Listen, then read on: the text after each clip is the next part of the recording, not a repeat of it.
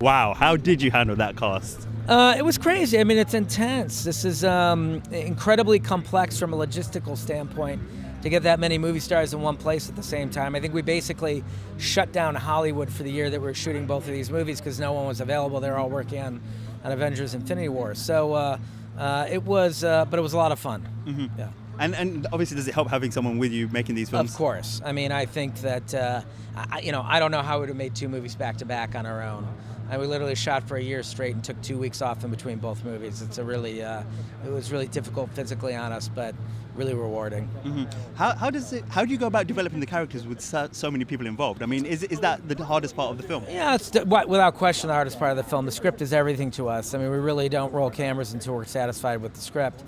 We spent a lot of time in the writer's room with the writers Marcus McFeely, and we work for months on character development, thematics, what do we want the plot, what does the villain want, and really flushing it out. We try a lot of different avenues before we start to settle on what we feel like is working the best for us. Mm-hmm. And we've seen a number of films in between Civil War and this Avengers, right. And also some that will follow as well. Yeah.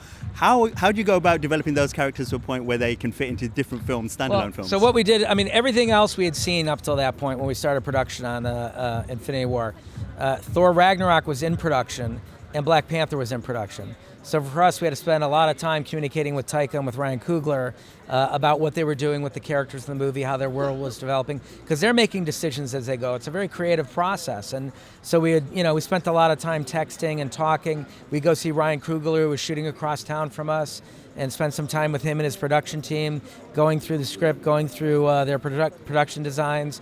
And that's really how we coalesced all of these visions in the one movie. Mm-hmm. And finally, we've seen in some of the footage that we've seen so far, Wakanda features quite heavily. And you mentioned Black Panther. I mean, does the success of that help? I mean, could you expect the success of that? Without question. I mean, I don't know if anyone could expect the success. I mean, we all wished and hoped for the success. Ryan Coogler is an amazingly gifted director, so the expectations were very high.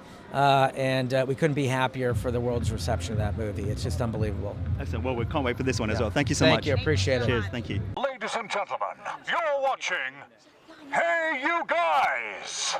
Hey You Guys, huh? Hey You Guys. Is that from the Goonies? It is indeed, yeah. Nice. Hey